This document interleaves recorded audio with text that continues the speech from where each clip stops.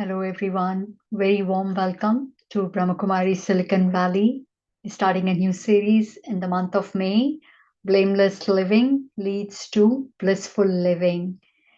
This is a 4-week series for 4 Sundays at the same time.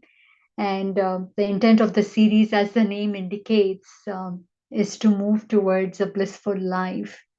But where there is blame game, there is no bliss, there is only sorrow. That blame could be towards the self, towards others, towards destiny, towards the world, towards God. It could be anybody. As much as we blame, that much will be the sorrow. And how this occurs, we will try to understand that and go a little bit deeper to understand what causes us to blame, and then what are the repercussions of blaming. How do we move away from blaming and still kind of work towards making ourselves and the work we are doing perfect without blaming, right? How do we go about doing that? So we talk about all of those things in this series. To my personal experience, before this knowledge, I didn't realize that how much I would blame my own self for so many different things. And it is such a subtle thing that we don't even realize. Very small, small, tiny things. We blame ourselves. It could be we were little late in leaving or little late in getting up. We didn't do maybe something that accurately. There is this very heavy feeling of blame, self blame, and it is coming from a very low energy space. There is no hope in that energy. There is only negativity, full of toxins. So that is why that blame cannot really bring about any kind of positive results, and only brings down the morale, the esteem, the spirit of the person that we are blaming. So for me, the more I'm getting free of this blame energy towards the self, I see also that I am getting free from blaming others. One is blaming the self. The one who's blaming the self will certainly also have the habit of blaming others. And once we start, you know, getting out of this mode of operation, blaming operation, then you will see how liberating that experience is. It really enlightens and makes the spirit very, very powerful. That's been my personal experience, that for me, the confidence in the self, the willpower, the soul power has increased tremendously as I moved myself away from this blame game. So, very happy to lead this session, 4-week session. And as always, this series, we will have discussions throughout the class, and your questions, your thoughts throughout the class are very, very welcome. And we'll start the class with a guided meditation from Brahma Kumaris. As you all know, for some of you who might be new, Brahma Kumaris is a non-profit spiritual organization led primarily by women. It's one of the largest organizations run by women, and its motto is world transformation occurs through self-transformation. And that is a really a practical application in my own life. As I have changed myself, I feel as if everything around me is changing automatically without me asking. So that's a whole motto. Everything that Brahma Kumari offers is for free. They believe in uplifting the society through powerful knowledge and meditation, and they feel this is something that everybody should be able to take benefit out of, and doesn't require any kind of financial support as such. So with that, I would like to get started with the guided meditation, which is called Rajoga meditation. Very simple. All you need to do is keep your mind open, heart very welcoming. Welcome all the thoughts that I'm going to say out loud, and then we get started into the class. So request you all to join me in this guided meditation.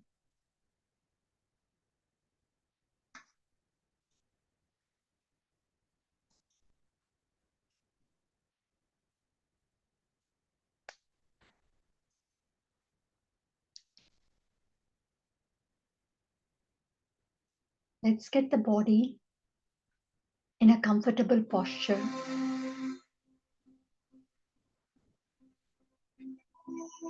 Feet on the ground, head and back straight.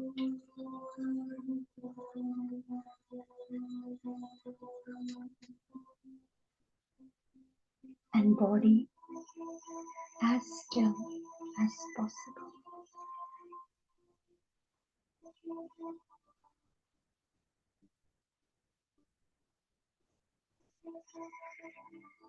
Take a few deep breaths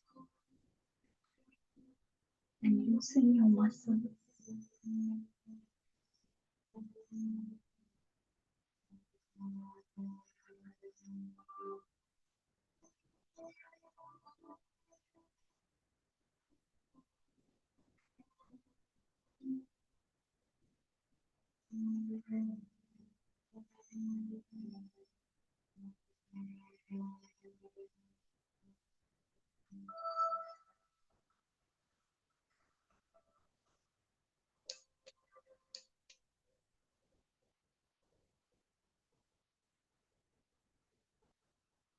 Light of the sun removes the darkness, the physical darkness from this world. It awakens every creature.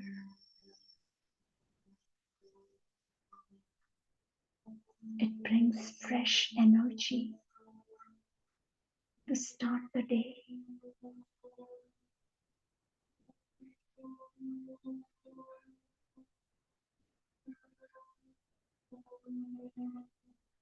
But sometimes, even when the physical light of the sun is prevalent, there is darkness inside. Darkness of fear, sorrow.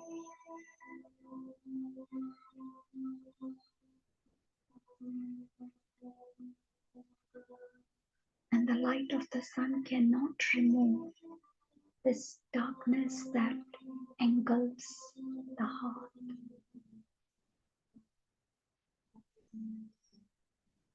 And one wonders what can be done to remove this darkness.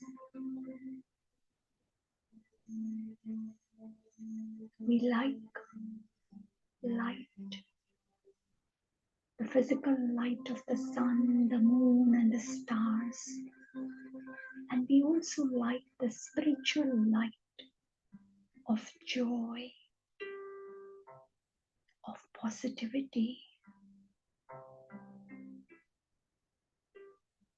Our entire life goes in making effort to stay in light. None of us are working towards a dark life of sorrow or fear.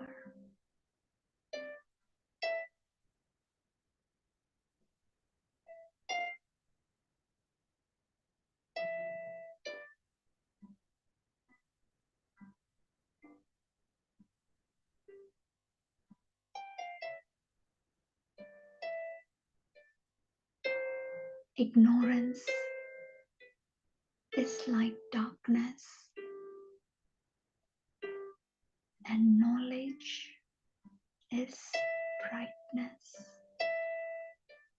Only the light of knowledge, true knowledge, can remove the darkness of fear, sorrow.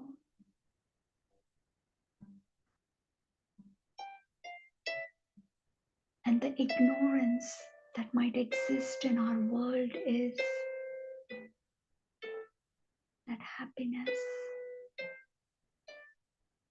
is outside. What that means is I am happy when the body is healthy. Body is outside of me. I am happy when my relations are in harmony. Relations are outside of me. I am happy when I am recognized at work. Work is outside of me. I am happy when I have enough money. Money is outside of me. This is ignorance that happiness is dependent on so many things that are external and not in my control.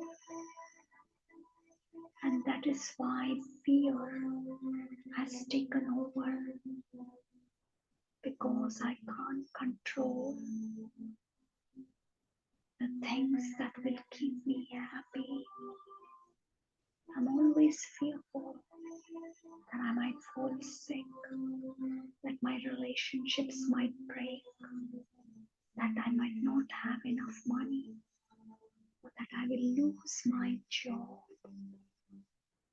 This fear saddens me, makes me restless,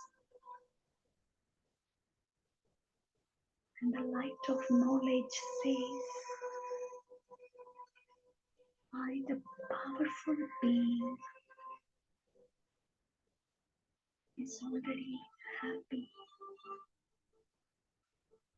Happiness is my true nature.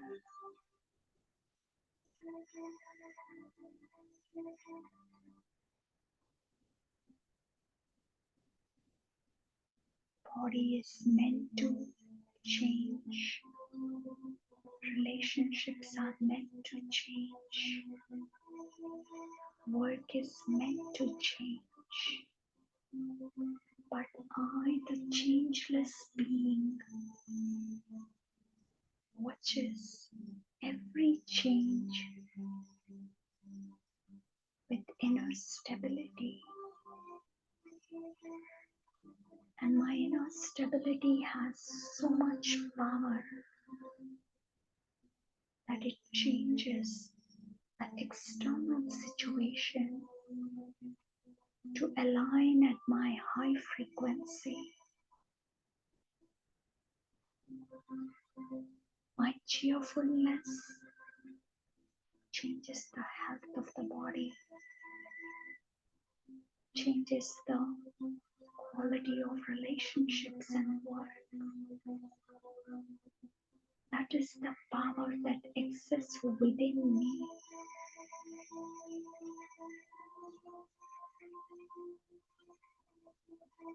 In a way, this is bliss that nothing of outside can shake me, can trouble me. I am unshakable, immovable from my stable state of joy, pure joy. This light of sun, when it is ignited within me, the light of knowledge, the knowledgeful sun, it removes the darkness of fear and sorrow.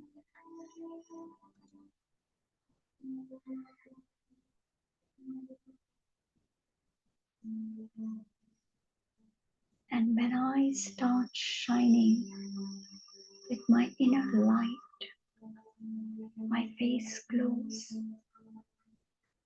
with a smile, and this smile and the glow spreads to the world and brings the warmth of love and joy.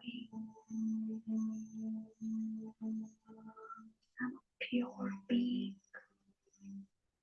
full of light, full of joy.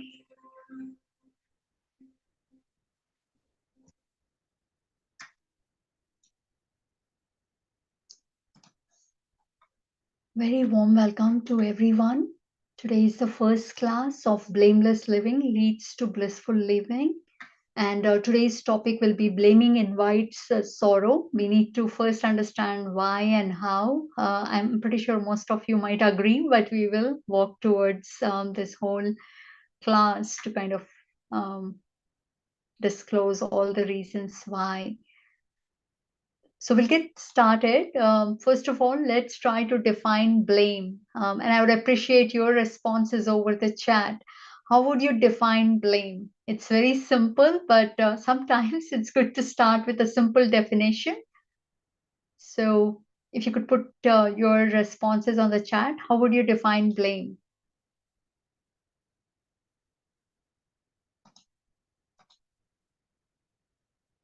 Fault. I could have done it the other way. Yes.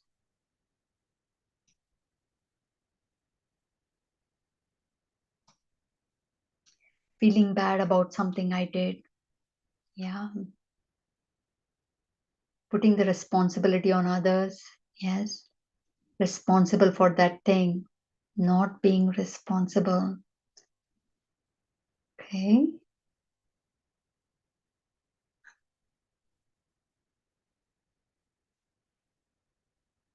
Doesn't accept the fact.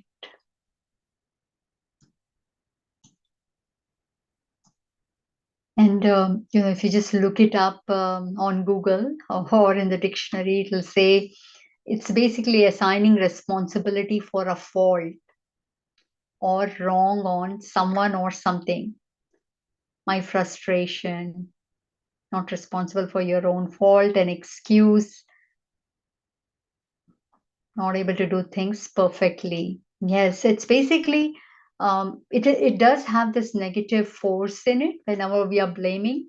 That responsibility is given generally on something that is faulty, imperfect, full of mistakes, and it's generally pointing fingers at something or at someone. That someone could be me too, right? That is what blame is. And this is I would highly recommend this homework for today as we are going through this slides one by one. I would encourage all of you to reflect if you somehow or the other blame yourself or blame others. It is a very subtle energy, and till I was not meditating and had come into this knowledge, I didn't realize how much I was blaming myself and also others. And this is basically putting the responsibility on someone else in a very negative manner, that you are wrong, that you made a big mistake. It's a full negative force, right? If something is not going my way, something needs to be blamed, not me though. Okay. It that is good that maybe you don't blame yourself, but typically this blame could be towards anyone, including your own self. Now, examples of blame, right? Why am I bringing this up? Because this is just giving you a idea of the different kinds of blames that exist in this world. And sometimes examples help in opening our eyes and saying, okay, I've done that too, right? So that's why these examples, and I'm pretty sure we all have blamers in our house. Some people tend to blame more, or maybe they're more vocal. Maybe all of us blame, but some of them are very vocal. There at least will be one or two people in our family or friend circle, extended family, where they will openly call out, right? So this is one typical one. That's what happens when you run so fast on the pavement. Why can't you ever listen? So maybe somebody fell, they're bleeding. Instead of doing anything to help, this is what one person might say, this is a blame, that you fell because you run so fast. Second one, these are all examples. Well, why don't you take better care of your teeth? You must still be chewing ice.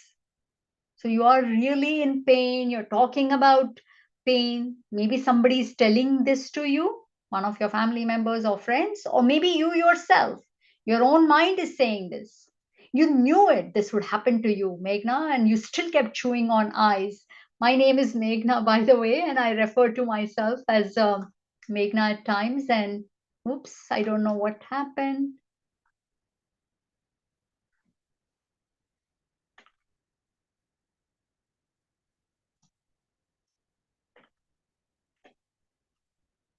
Okay, you're able to still see my screen, right? I hope so. There was something that just occurred. Then there could also, another example. I wish I didn't say that they are looking a bit tired. That must have made them feel bad.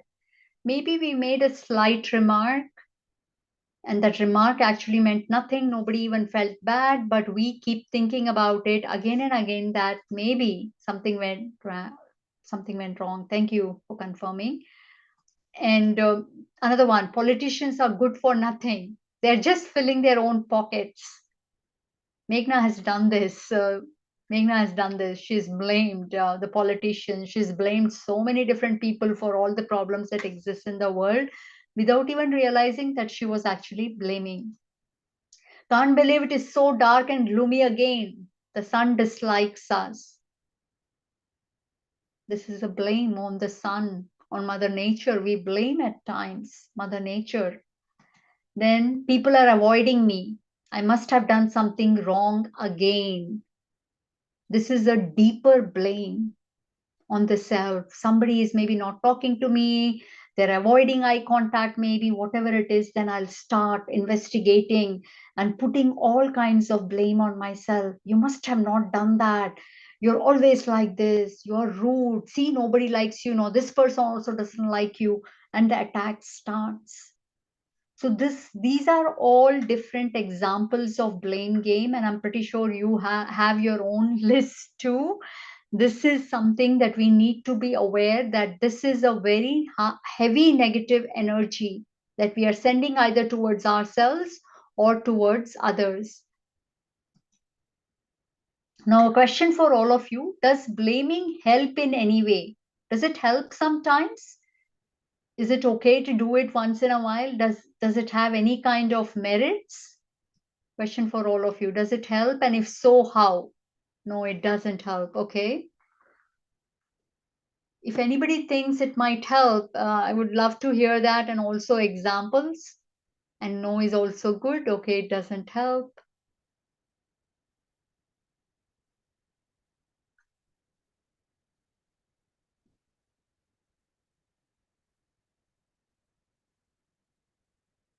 Okay, nobody is saying yes. All right. Not really. No. We blame, we are not. We blame, we are not taking responsibility. It doesn't help, but still we blame. That's good to acknowledge. No, it doesn't help, but we still keep doing it. Maybe it's just a habit. Yes, but short lived though. Okay. It can relieve us momentarily, but doesn't address the core issue. Okay. It's good to understand what we feel about everything, because anytime we have some kind of, some kind of liking, or maybe thinking that there is some benefit in it, it is like crying over spilt milk. Okay.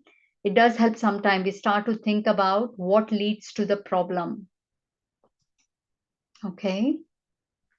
All right. It's always good to acknowledge our thought process, what I am thinking, and then kind of investigate better and see, is this the method I want to use? Now, if we don't use blaming, what are the alternatives? We need to talk about that also, right? If we all agree as a group that blaming is not the right way, then what is the right way, right? Because there are all kinds of issues that are occurring in this world. Nobody will say this world is a perfect world. Nobody will say all of us are perfect, right? So then if we don't blame, what is the alternative? Majority of you feel that blaming doesn't help, and some of you feel that it helps, but does not address the bigger problem. Majority of you, right? So let's look at this a bit more. And I would also request you, to the ones who've said yes, it helps, to really go a bit more deeper and see how it has helped. Did it solve the problem permanently because of blaming? because what blaming does, right? So let's try to go a bit more deeper to understand what blaming really means and what it does. So first of all, it is fingering that person. If you look for any kind of picture on blame, all you will find, all the pictures will be pointing a finger like this. This is what blame means. This is what it is, always you, right? So it is identifying their crime. And sometimes it becomes such a deep habit. And these are the people who are called blamers, right? Blamer personality. All they do whole day long is find what is wrong. What is wrong outside, what is wrong in a person. And they only like to talk about this is wrong, that is wrong, this is how it should be. So they are busy finding faults. So that is what blame is, looking on the negative side of everything, eager to find what is wrong. So they're always focusing on glass is half empty. To them, glass is always half empty or fully empty. And their evaluation of that mistake is very superficial. At the surface level, they understand little bit and make a lot of assumptions. Yeah, you must be chewing eyes all the time. That is why your teeth are in pain. You're always running for no reason. That is why you fall. You must have woken up late. I know you woke up late. That's why you're late to this meeting. So it's a very shallow level of, understanding, instead of really going to the depth of figuring out what might have happened or giving someone the benefit of doubt, make lot of assumptions, and that is what blame is. Another aspect of it is empathy is out of the table. There is no empathy. Where there is blame, absolutely not. It is, why is it like this? It shouldn't be like this. Why did you do it? Right? So it's not just calling something wrong, it is calling that person itself wrong. That is what blame does. It not only calls the act wrong, it calls the actor that performed the act as wrong. So they have no empathy for that person or for that act. So absolutely, they're not even going to offer help. Where there is no empathy, where is their help? It's all about calling someone wrong. Okay, maybe I use this example a lot, but one of the persons on the chat is saying, my daughter always falls because she's not putting full feet down. So what to say? Yeah, maybe the daughter is very young, and sometimes it takes time for them to kind of change, but us repeatedly telling them the same thing, especially in a tone which is really pointing fingers at them, saying they don't get anything, does not help in any way, right? And maybe our intentions are to correct them, but maybe also we are fear driven, maybe we are anger driven, that I told you once, I told you thrice, you should get it. Sometimes we don't, because the habit is so deep, and kids are so forgetful, full of energy, that they don't realize what they're doing, right? So sometimes it might just mean that she is going to fall few times, and sometimes it means wherever I can say in a very quiet manner, I will, otherwise it's fine. That is what it means to be a kid, right? So we will talk about various different options, but I think this first class is going to focus on what is blame, right? This is what we need to understand about it. It doesn't matter, that thing could be really wrong. It's possible. This is just running, right? Running, absolutely. I think kids are so full of energy and forgetful that they will forget, even though you tell them 100 times that you have to put your feet down. They're not going to remember. This is just going to come with time. But it could also be something bigger of an adult, that you told them 5 times, they still ended up doing their own way. They didn't follow your directions. Simple, when we are very egoistic and impatient, we will blame them. They never get it. I try to tell them, they still do it in their own way. So there is absolutely no empathy in that, no kind of like that intention of finding out why is my prescription not being followed? Why do they want to do things in the incorrect manner? What is going on? So where empathy is off the table, there is no valuable contribution. So the person who's blaming is not making any kind of valuable contribution. They're just calling out things wrong, and they're also calling that person wrong. We all have some or the other faults that occur, time and again. We do make mistakes, but we do want others to be supportive, to understand, help us out, or at least maintain faith. Who likes to be dismissed? Dismissed like a hopeless case. But there are people who do that. They just blame and they walk away without any empathy, without any offer of help, without telling me what should I do to change. They just say you are wrong.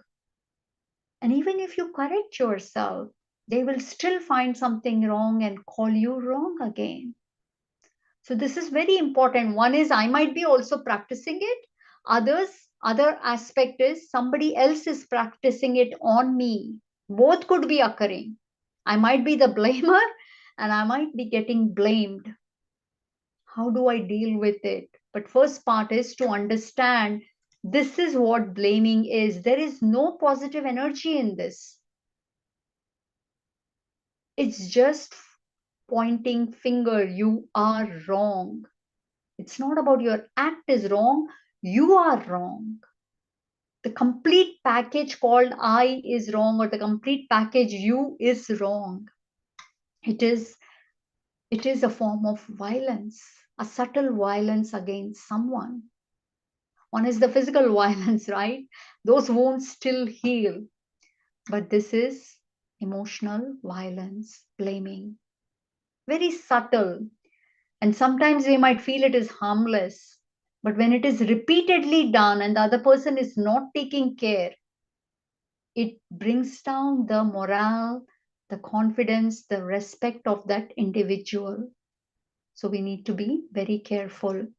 What are some damages from blaming? Generally, help is offered after blaming, in my experience. Okay, that is good to know. What kind of help? If you don't mind sharing an example, what kind of help do we offer after blaming? Is that maybe egoistically telling this is how you should have done instead of doing it that way? Or maybe egoistically feeling good that, hey, now you better listen to me. This is how we should do it, and I'll show you how to do it.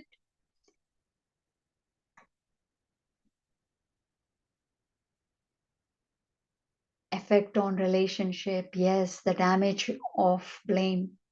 Doesn't it make sense to give advice after blaming? As then, how will the issue get corrected? So, yes, we will talk about this in the upcoming sessions on if we don't blame, how do we help in correction, right? So, that is important. And sometimes our roles, it could be as a parent, it could be as a manager at work, or it could be as an elderly relative in the house, maybe. Sometimes we do have to tell people. How do we do that without blaming, right? We will talk about that in the upcoming class. Quality of life gets deteriorated, especially when the issue at hand really affects you directly in an adverse way. So this is again something that we have to talk about, right? That what can I do without blaming? It's also important to recognize if somebody's act is affecting me, what is it about it? How can I get about it without blaming? And actually, if you take out few moments to think, you will come up with many different options. And this has been my personal experience in this last 1 month, where I've seen things which it was so strong. The mind was so strong, saying you have to say something. This is really, really wrong. And I said, no, I'm not going to say anything. And just maintaining faith and hope, I've seen how many things start getting changed. But let's focus on this right method in the upcoming class. You feel heavy after blaming. Yes, that is also a damage. So few more I would like to add to the list of blaming. It's a huge list, but mentioning few things here. Blame is typically followed by emotions, these kind of emotions: anger, hatred, sadness, and these emotions drain us. That blame could be very subtle. Maybe you're not yelling at someone, but you're holding them responsible and you're feeling very sad. See, because of them, I've lost something precious. They did this to me. And that lingering feeling of negativity stays forever. Typically, like something big happened, some big incident happened, maybe a roadside accident occurred, no fault of yours, and maybe something of, something in the body got injured, and you're now blaming this person who hit you. And it could be that you've never let it go, and that lingering feeling, right, of that blame, it's not just one time thing. It's a feeling that stays with you because it becomes a deep habit where you're always looking outside.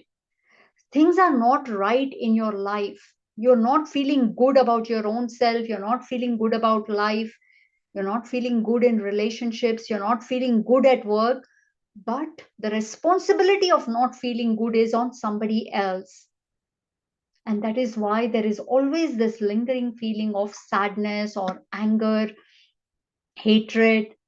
It stays, it never goes away, and fills the heart, a center place for virtues, right? Heart is the place where there is this, it gives birth to love, joy, enthusiasm, courage. All of these things emerge from the heart. But where there is blame game, it is full, the heart gets filled with this disturbing stories about situations or people. It could be, um, loss of life of loved one and get crazy. Yeah, it's quite possible that in that roadside accident, no fault of yours, no fault of your relatives, and you lost a dear one in that roadside accident. Totally somebody else's, they drove incorrectly, and you've lost a loved one. Now, for your entire life, you could blame this person who came and hit you or hit somebody else, and that lingering feeling of hatred exists. Your whole heart is filled with that memory of that accident. Now, how will life be? Because our intrinsic nature is joy and love. None of us wants to have a dark life of anger, hatred, and sadness. So, because our heart is filled with those bitter memories that we are blaming, pointing fingers towards, our mind becomes restless because the soul wants joy. So, mind gets busy. Do this, Meghna, then you will be happy. Do that, Meghna, then you will feel little, relaxed. Meghna, do this, do that. So our mind then is always running in multiple directions to bring us back to that happy place, but it can't, because the place where joy and happiness take birth, that place is now filled with poison called bitter memories. Bitter memories of blaming. That blame could be towards myself, could be towards God, could be towards life, could be towards people, could be towards weather. I'm reading a question here on a Q&A. Sometimes people frame a picture of you and they didn't even let us know where we have done something wrong. They just stop talking. How do we need to come out of the guilt that we should have acted in a different way? Yeah, this happens quite often actually to people, where for no reason, at least you can't put a finger on what might you have done or not done that caused that person to completely withdraw, right? And indeed, depending upon the relationship, we try to figure out, right, by reaching out to them, but sometimes they're so put off, they won't even allow us to come close to them, or they don't respond. So what do? We don't even know the reason. Sometimes we try to get to them through a different person. which is called desperate, right? Being very desperate, where, oh, maybe this person is talking to some other friend that I know. So let me go to that friend, tell them, hey, can you go to them, talk to them, and figure out what I have done? That's called being desperate. One of the most powerful things I've learned at Brahma Kumaris is that, yes, possible I made some mistake, possible that I did something that caused this person to get upset. There is no point in me spending so much time if this person is not willing to tell me. I have to learn how to be at peace with it. That comes by developing a strong relationship with my own self, that I don't rely on others to feel good about myself. And this relationship with the self can be built when I know my own self, not by the name and this face and the career and the education that this person, Meghna, is doing. That is not what is called knowing myself. Knowing myself in a holistic manner, and only spiritual knowledge gives you that understanding. So when I understand myself fully, and in meditation I start spending time with myself, I start nourishing myself, then I don't see the need of everyone having to like me. I understand in this world, due to the karmic energy, karmic means we've been in this world for a very long time. We've taken many births. Every birth we've had karmic accounts, which means we've come into action with different people. With some people, we had good actions. With some people, we didn't have such good interactions. So, this is the karmic energy of credit and debit. So, this will keep coming back to me. From some people, I'll keep getting good energy. From some people, I will not get good energy. But can I always give myself good energy, irrespective of what others think? Not in an egoistic manner. Obviously, if this person comes and tells me what I might have done wrong, I can correct, I can move on. But if I'm not going to find out, then I'm going to keep it at rest. That if the future story reveals to me what I did and I didn't do, I will take care. But right now, I don't know. So I'm not going to go down the wrong path where there is no light, right? No matter how much I go that path, I will never get the light. So I'm going to keep myself on the path of light. I'll keep loving myself, liking myself, irrespective of what others think. It's only self-love that will free us from this kind of negativity. It is very, very important, to love ourselves, irrespective of what others think. Self-blame is also something that could be occurring constantly. It could be an undercurrent. Even when we are sleeping, we might be blaming ourselves because the mind doesn't stop working. So it could be blaming, see that person, I don't know what you might have done to hurt. They must be terribly hurt that they don't even talk to me. It doesn't help. This is called, tolerance power. Life is not all about favorable moments. There will be unfavorable moments. What is unfavorable? Where everybody doesn't like me. Where one person that really liked me suddenly now doesn't like me and doesn't even tell me why. It is an unfavorable moment, or maybe unfavorable situation could occur for a very long time. Can I tolerate that? Can I still love myself in spite of that? It is only this power of love that will get me out of this whole mess. Otherwise, I'll be sulking. Everybody around me will receive that negativity from me, that sadness from me. I am of no use. I'm destroying myself because of one person's comment or feedback, right? So, let's talk about this. When someone blames you for everything wrong happens, what do I do? Let's talk about this in a moment. So self-blame is very, very, very, very poisonous. It destroys self-love. It destroys everything. And it's an undercurrent, and we are generally clueless about it. We are unable to feel other people's pain. It spoils the physical, mental, and emotional health, relationships, and quality of work. So it is very, very detrimental. Now, why do we blame? What is the reason for blaming?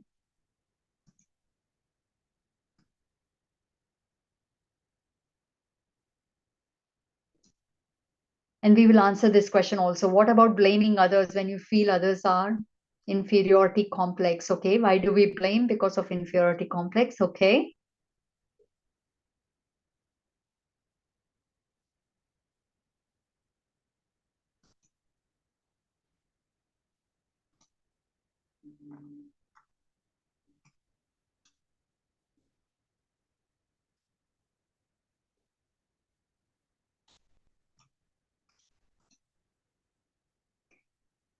We blame because ego, easier. Yeah. Because we feel wronged by the other person, feel satisfied. Okay. Not understand the situation, to hide our mistakes, because things are not going our way due to sanskar, past experience, not accepting responsibility. Yeah.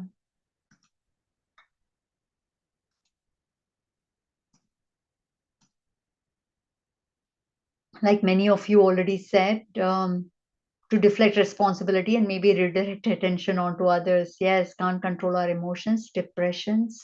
Okay. So someone else needs to change or fix the problem as they are at fault. So it's an easy way out. Like one of you said, easy way out to put the responsibility on somebody else. I don't have to do any work because I am already perfect. Others need to change. They need to fix the problem. It's a very low tolerance for diverse behavior or unfavorable situations. This is when we start blaming. Somebody might blame us for something and we blame them back. So this blame game can also be a ping pong game, pointing fingers at each other. And not only we point fingers at each other, we go and talk to 10 different people. You know what they did, and that other person will also go and talk to their relatives, their friends, and they will say, you know what you did. And I'm sure we've all been in situations where we are blaming each other and we have common friends and they're coming and telling us, hey, they are saying that and you are saying this, what is going on, right? So it can be very, very toxin filled. It's a subtle deceptive ego boost. It's an ego boost. Blame is an ego boost where we are simply calling the other person wrong and myself right. I know everything. I know how things should be. I am perfect. Other people are not doing things in a perfect manner. They need to change. They need to improve. Everything I know is the best.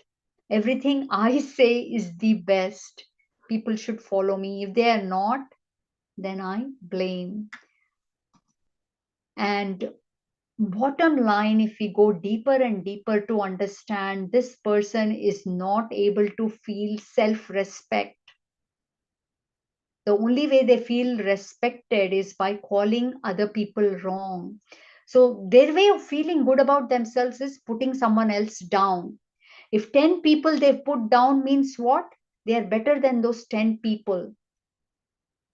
Deep down, they know they are not better, but they don't know any other way.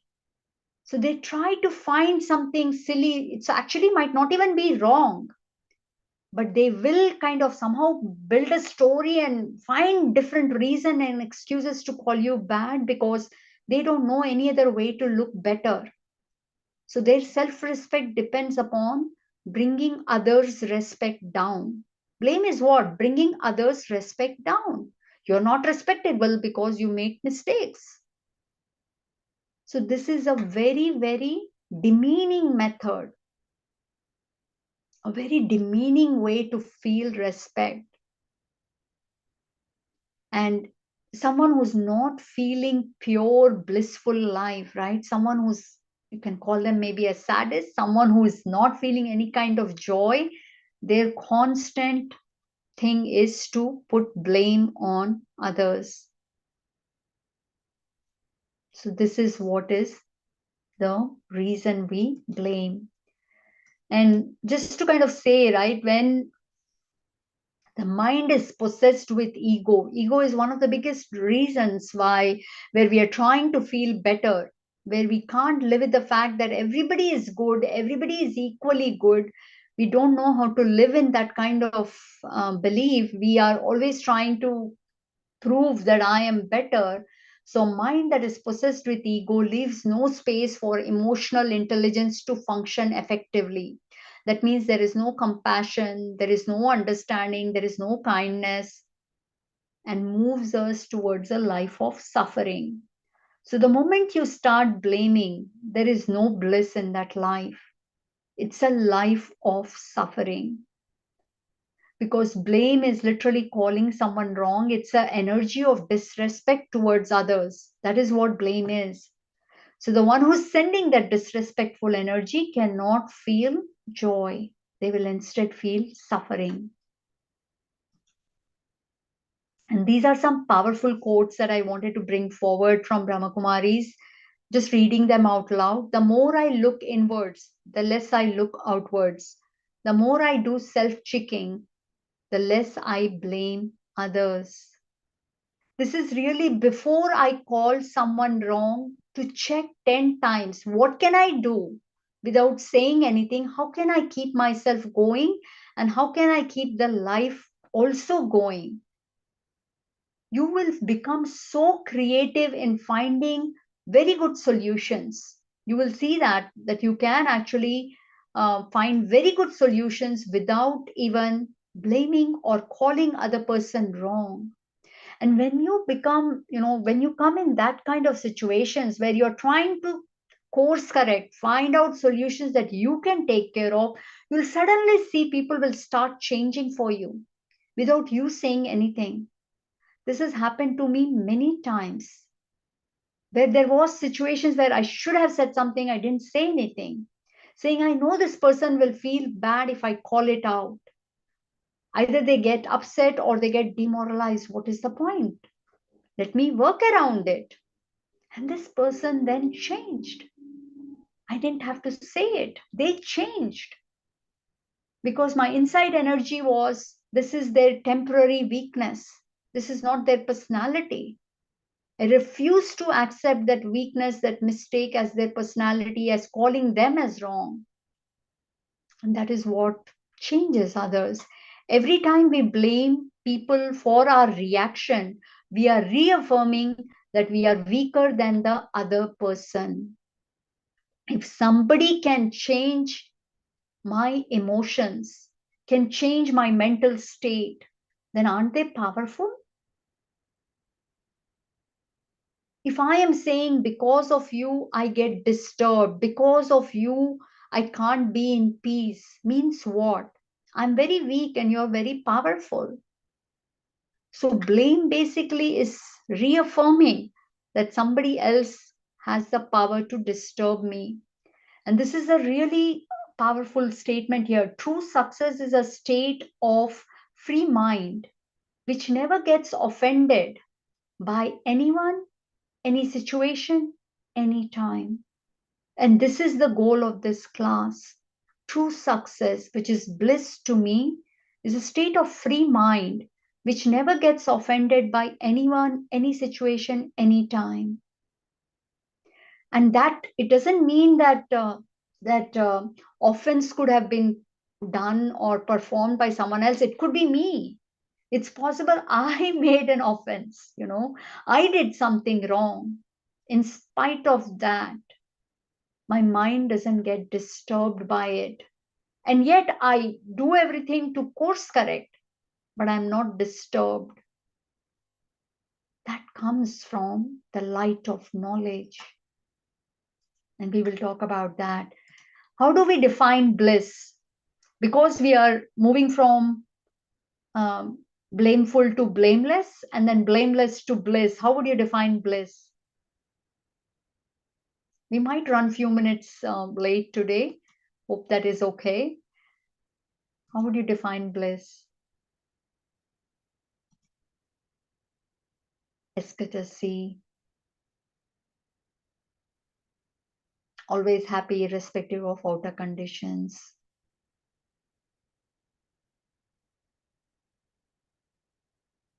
Feel contented no matter what. Oneness with self and others. Very nice. High level of inner happiness. Calm and peaceful, calm and relaxed. Internal happiness. Very nice. So, we've all heard about sensory pleasures. Meghna thought this was bliss earlier, 10 years back. This is what for her was bliss. Maybe she didn't know what bliss really meant. So, sensory pleasures, right? It's a transient and fickle state which comes and goes. Like you hear something, you feel good, you watch something, you talk, or some touch, that makes you feel good. This is basically not bliss.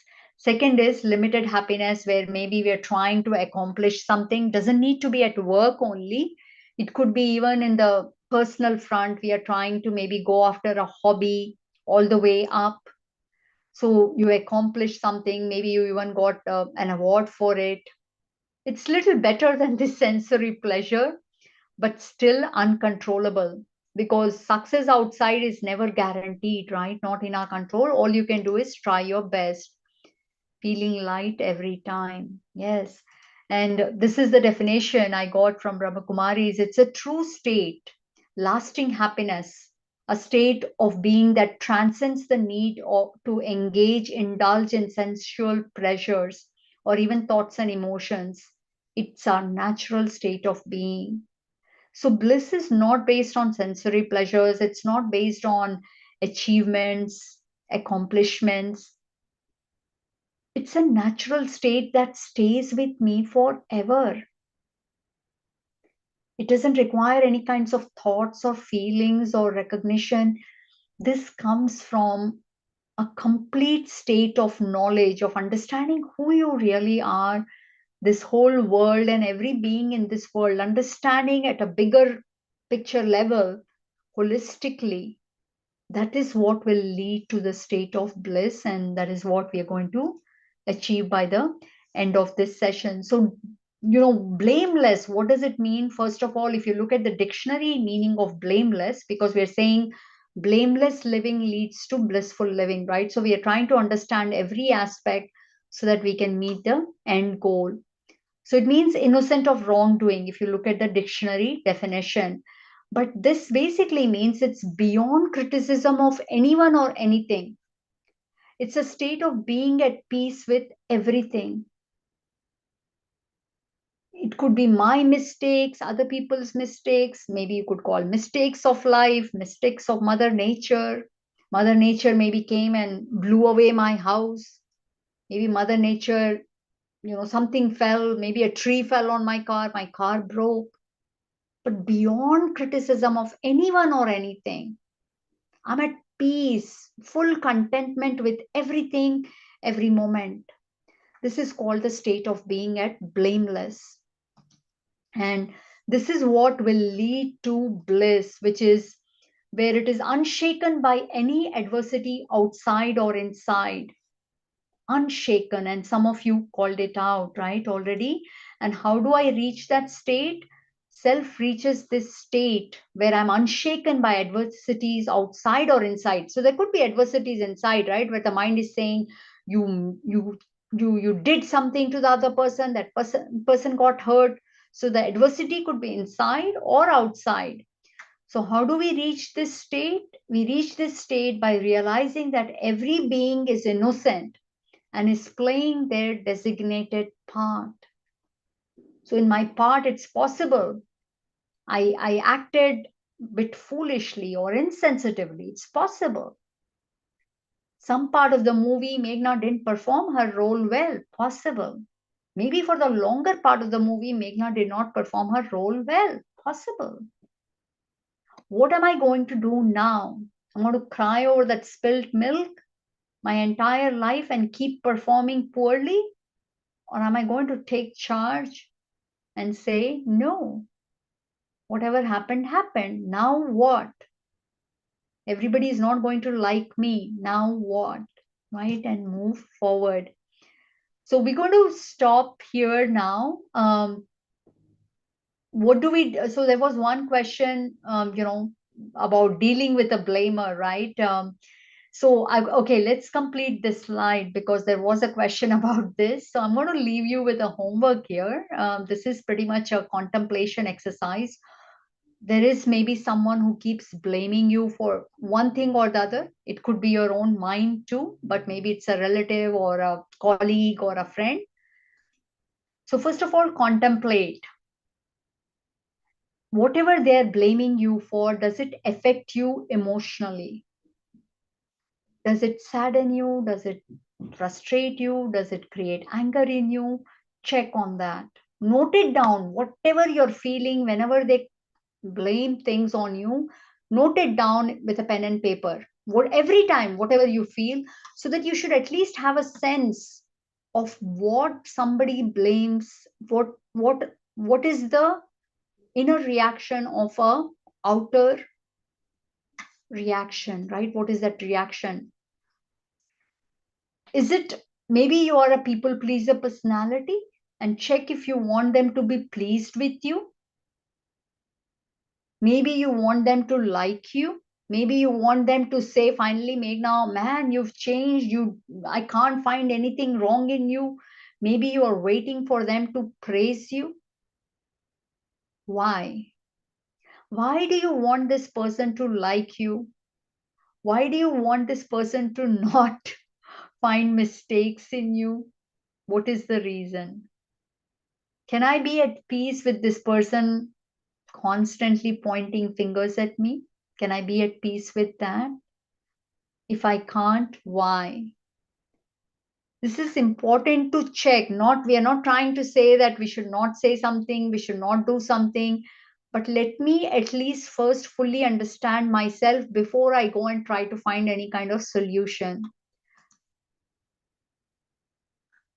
Check if your reaction, because you get disturbed, maybe your face gets very small, very full of sadness, or maybe you get heated, full of redness. Maybe this is what is giving food, more food to the blamer, and the blamer is now liking it. Some people get excited when they see your emotions. This is such a big thing in my experience. I've seen when they get that kind of emotional outburst, when they see that disturbance in you, they do it even more. So check, do you react? Do you give it back to them? Do you start crying maybe? What do you do? Is there a lesson that this blamer is trying to teach me? See, everything here is pointing to what is the solution you can come up with if this blamer doesn't change. What can you do on your own? I have seen one of the biggest powers I have seen is that when I remain silent, untouched, unshaken by their blames, no response, nothing. I'm not ignoring them. I'm not, answering them. I'm not really getting affected by them. I'm okay that you are the person who's going to keep finding faults. That kind of peace disturbs the blamer. And we can go even more deeper when we can see that innocence even in that blamer, right? As we progress in this series. But this is the first level. What can I do to remain at peace? Why am I getting disturbed? All of this comes from regular practice of meditation and studying. No other solution, giving back to the blamer, talking to them like this, saying one particular word, nothing really helps. But what can I do on my own? Why am I getting affected by them? Why am I trying to please them? That if I know, I can make a lot of changes. With that, we come to an end of today's class. If anybody has questions, want to say anything, feel free to raise your hand. And I'm happy to unmute, or you can put your questions or thoughts on the chat. But if you would like to ask a question, feel free to raise your hand.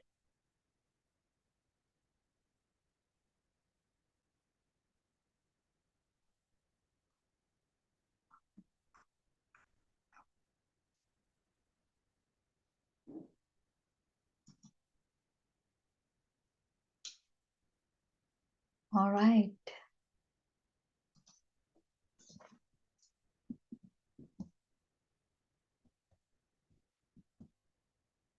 Om Shanti, everyone. If you have a minute, please stay back for a short meditation.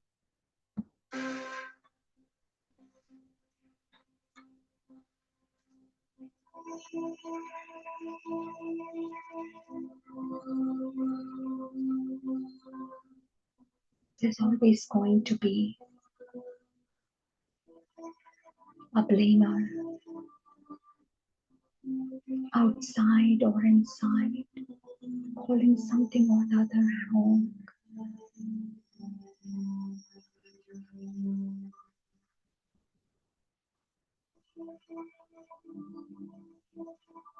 I can correct myself with love or with anger. I can use the destructive power of blame and anger, hatred, or the constructive power of faith, love, and hope. The choice is mine. Ask yourself, which power will help me and which power will damage me?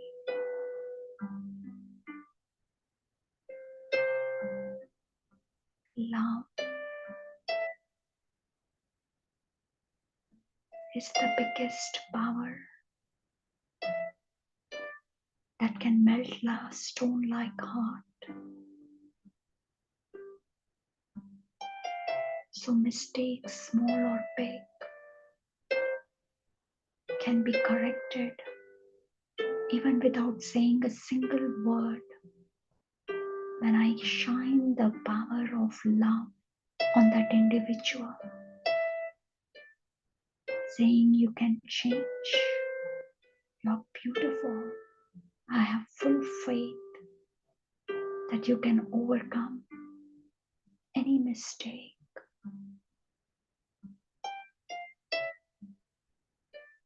Connection is more important than correction. So I correct others with right connection. Thank you everyone for joining me today. Hope you all have a beautiful day and beautiful week ahead. We'll see you next week at the same time.